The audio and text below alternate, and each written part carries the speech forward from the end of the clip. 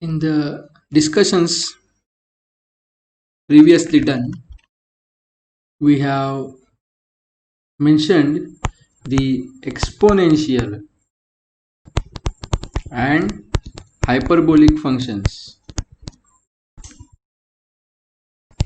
of complex numbers. Now, we are supposed to move forward by a discussion on the logarithmic functions and the functions involving roots and powers for complex numbers. For that, we have to remember that a complex number z, which is expressed as x plus iy, this being the real part and this being the imaginary part, can be equally represented in polar form as r e raised to I theta.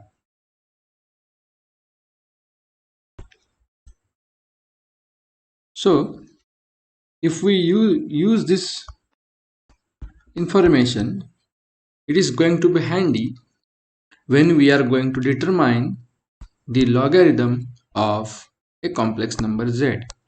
Why is it so? Because let us say that we are supposed to find out log z. If we use the Cartesian form log of x plus iy, we find no way to further simplify this because we do not have any simplification or expansion for this type of expressions. But if we see that if we have log of a into b, then we have the formula log of a plus log b is same as log of a into b. So we need to have a complex number which is expressed as multiplication of two quantities, which is exactly happening here because the same z can now be written as log of r e raised to I theta. Log of r e raised to I theta. Now this can be split as log of r plus log of e raised to I theta.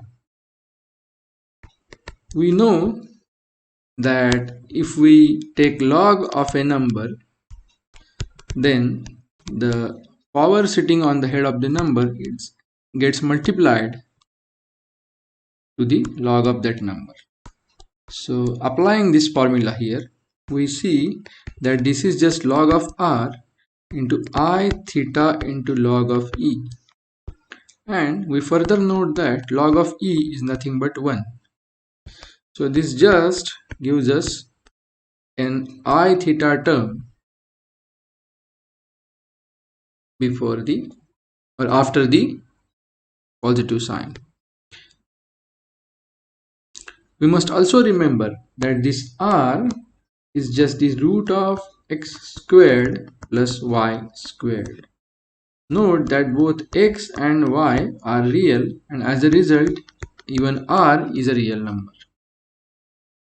So how do we differentiate between the logarithm of a real number and the logarithm of a complex number? In order to differentiate that, we mention this as capital Ln of r. So a capital L means or implies that it is the logarithm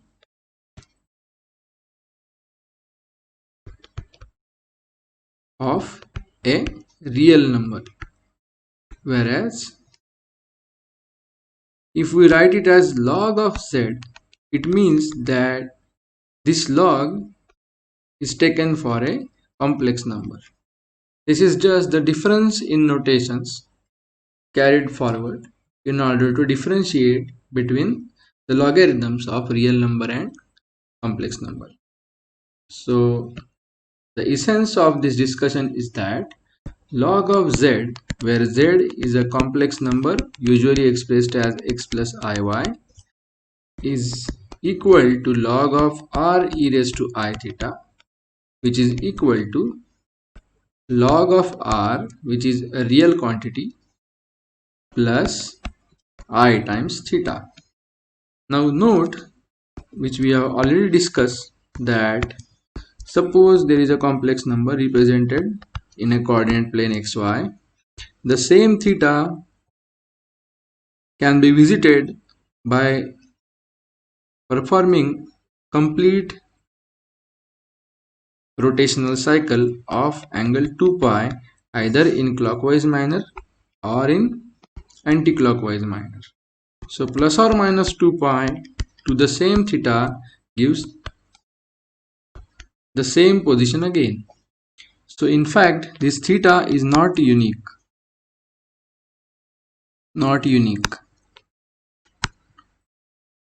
But instead of this theta we can write a theta plus or minus 2n pi. So this n is just an integer running from 1, 2, 3 and so on. So this gives us infinitely many values of logarithm of a complex number in general. Anyway, if somebody does not wish to mention this 2n pi, it is fine to keep this principal value of theta in the expression. So it is fine with this formula.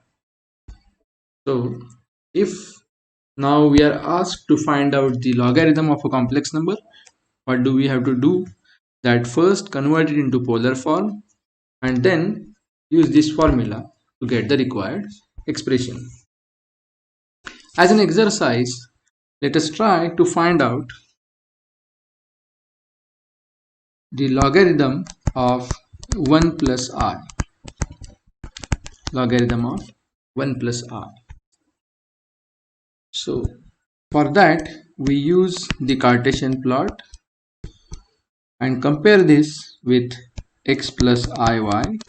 We see that x is 1 here and y is 1 here. So on this graph we can locate this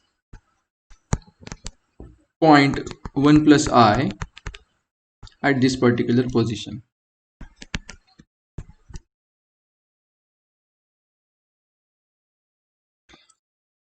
Clearly the value of r would be root of 1 squared plus 1 squared, which is root of 2, and the value of theta is very obvious since these two sides are 1, then this theta is going to be 45 degrees, which is pi by 4 radian. Fine. So this 1 plus I is equal to r e raised to I theta, which is to be replaced by root 2 e raised to I pi by 4. Of course, if somebody wants to keep all the values of theta including the principal theta value, we should write here plus or minus 2n pi. That is the most general expression for 1 plus I. Now we are asked to find out the log of this number.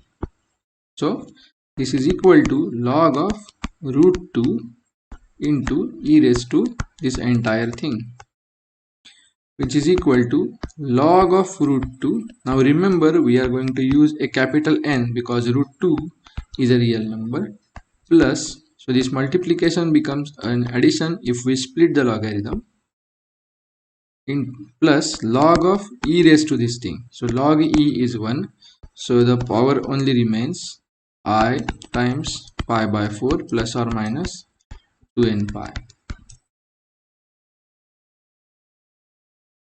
Yes. So we have with us the expression for log of 1 plus I, and it is equal to log of root 2 plus I times pi by 4. Or if somebody wants to include all the values of theta, then plus or minus 2n pi should be added to this pi by 4 term. Let us try another example by taking the logarithm of a real number. that is say log of -1.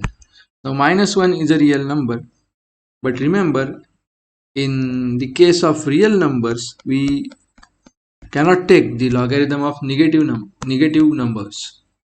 So logarithm is defined only for non-zero positive numbers. But in this case, this -1 is written as -1 plus 0i. Now compare this with x plus iy so that we are able to plot it on the coordinate system. -1 will be somewhere here and the y term is 0. So this is the thing. So this is the location of our number -1 in the coordinate plane. To reach this value, this will be the position vector and its value will be the magnitude of this distance, which is 1, and the value of theta will be clearly equal to pi, which is pi by 2 plus pi by 2. So it gives us a pi. So r value is known, theta value is known. In fact, if we include this, then it gives us 2n pi. So log of -1 in that case would be, just recall the definition that log of z is log of r plus I times theta plus or minus 2n pi. So here log of -1 would be log of 1 plus I times pi, because theta is equal to pi, plus or minus 2n pi. Now let us take another example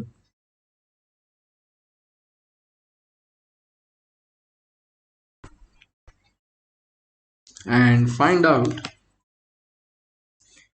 the logarithm of -e.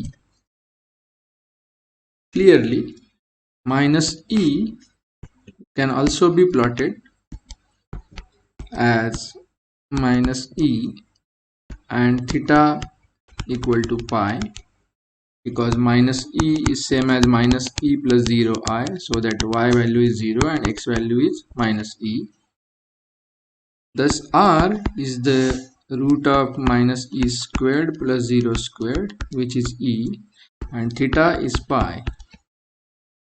The log of -e using the previous formula would be log of e plus I times pi plus or minus 2n pi.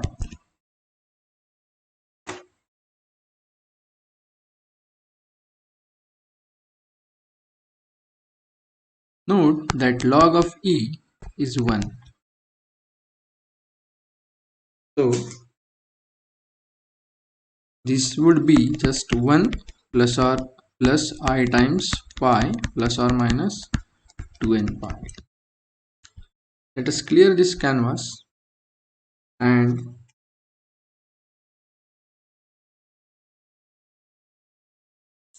try to find out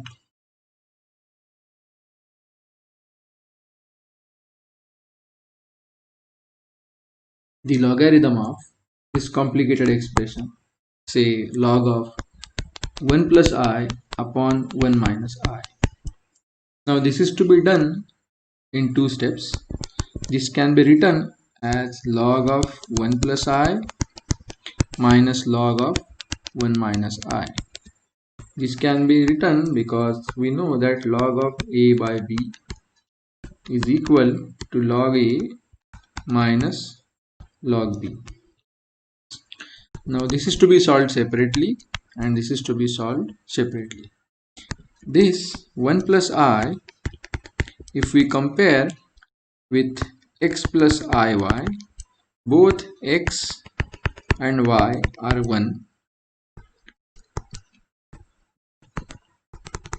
So r value would be root 2 because these two values are 1. So this is root 2 and theta value would be pi by 4.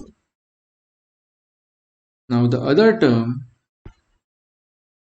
1 minus I gives us x equal to 1 and y equal to minus 1. Note that this 1 minus I is just the complex conjugate of 1 plus I. So this is the reflection of 1 plus I about the x-axis. So x value is 1 but the y value is minus 1, which gives us a point symmetrically placed about x-axis 1 minus I. So in this case as well, r value remains the same but theta is now something different.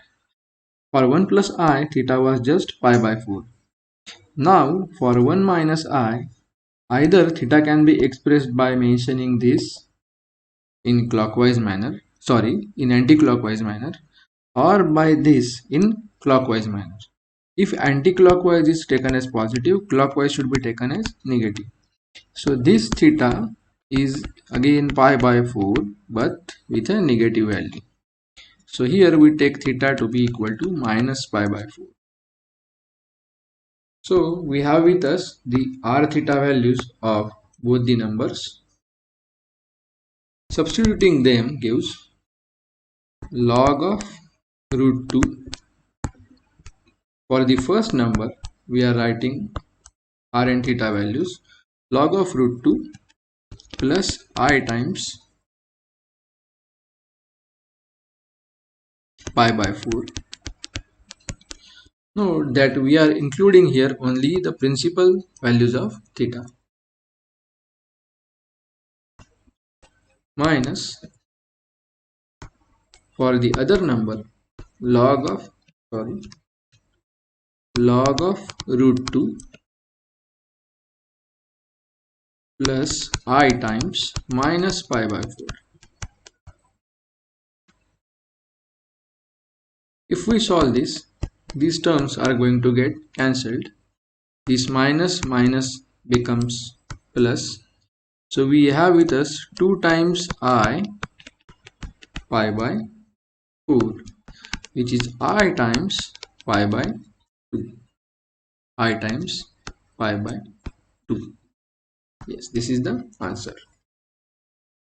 Now if we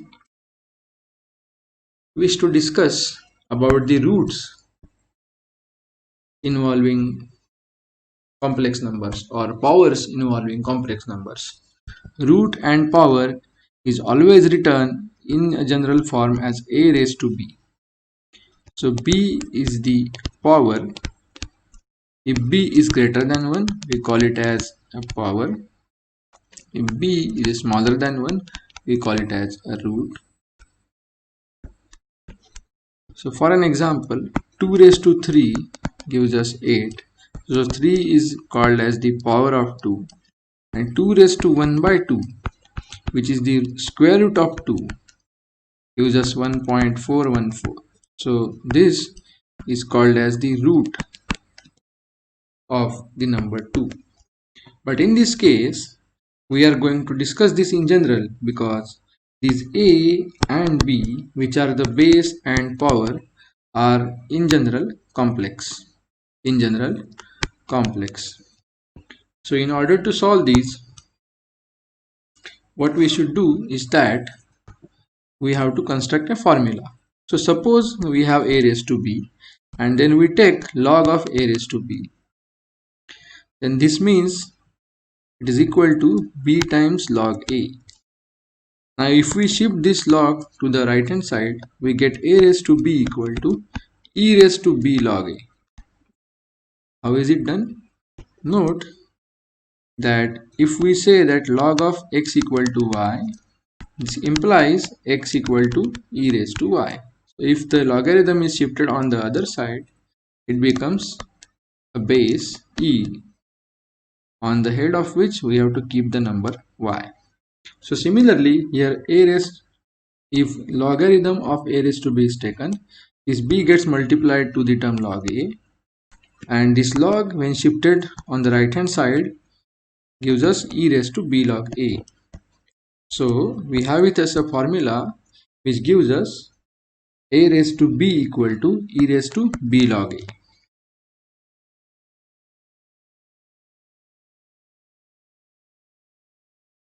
In order to understand this, let us try a simple example. Let me write the formula again. A raised to b equal to e raised to b times log a. This is the formula which we are going to use.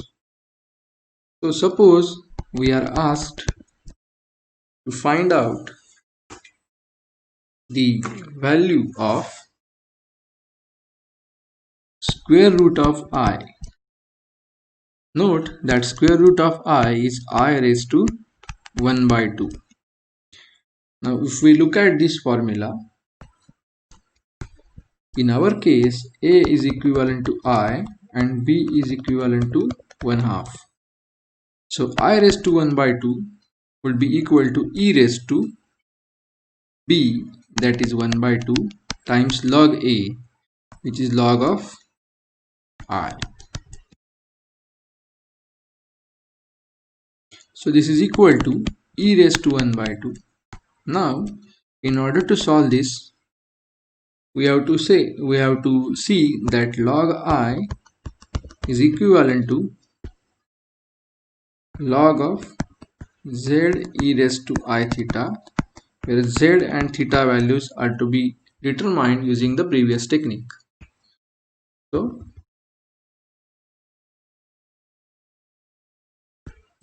for that, we see that I is 0 plus I. So on the x-axis we have 0, on the y-axis we have 1. So this R value is 1 and the theta value is just pi by 2. So this log I would be log of 1 plus I times pi by 2 plus or minus 2n pi. So if we substitute this value here, we get 1 half times log I, which is log of 1 plus I times pi by 2 plus or minus 2n pi. And remember that log of 1 is 0. So this gives us e raised to I by 2.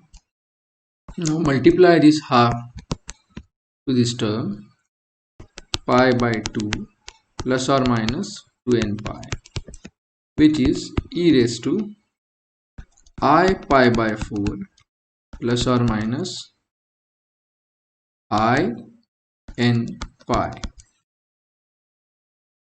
We have multiplied the terms in the bracket by I by 2. Now this is just e raised to I pi by 4.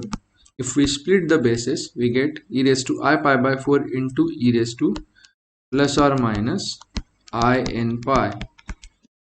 So this appears to be slightly complicated, but it is not, because e raised to I theta is cos theta plus or minus I sin theta. So in this case, e raised to I n pi plus or minus, of course, would be cos of n pi plus or minus I sin of n pi. And we know that sin of n pi is 0 and cos of n pi is minus 1 raised to n. So in any case, for any value of integer n, this is either going to be plus 1 or minus 1. So this e raised to plus or minus I n pi is just plus or minus 1. So what we get is plus or minus e raised to I pi by 4. That is, we get two values, namely e raised to I pi by 4 and minus e raised to I pi by 4.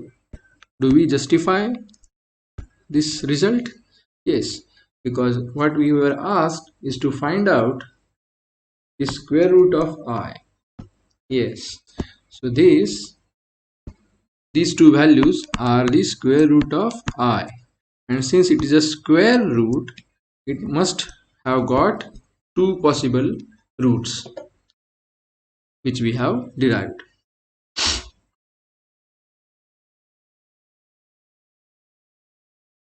Let us try another example. Suppose we are asked to determine I raised to minus 2I. So if we recall the formula that a raised to b is e raised to b log a, in our case this I is nothing but a and this minus 2I is nothing but b. So this is equal to e raised to minus 2I log I.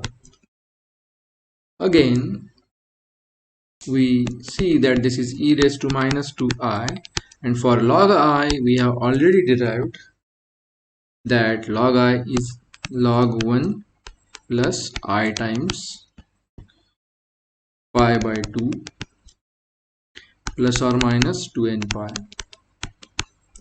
and log 1 is 0 of course. So this gives us e raised to minus 2I into I pi by 2 plus or minus 2n pi. Now we have to multiply these terms so that I into I becomes I squared, which is minus 1. Minus 1 into minus 2 is 2. 2 into pi by 2 is pi plus or minus 4n pi. Now for n equal to 0 we get the fundamental value, which is e raised to pi. For n equal to 1 we get 4 into 1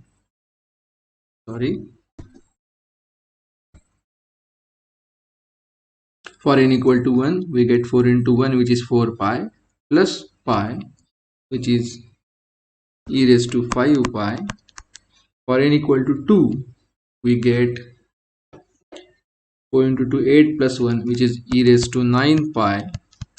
Now if we try out the negative values, for n equal to minus 1 we get pi minus 4 pi, which is e raised to minus 3 pi. For n equal to minus 2 we get pi minus 8, which is e raised to minus 7 pi, and so on both the sides. So we get a complete set of values for the expression of I raised to minus 2I. So when we try to find out roots and powers, we also have to include the technique of finding the logarithms of complex numbers as well. Thank you.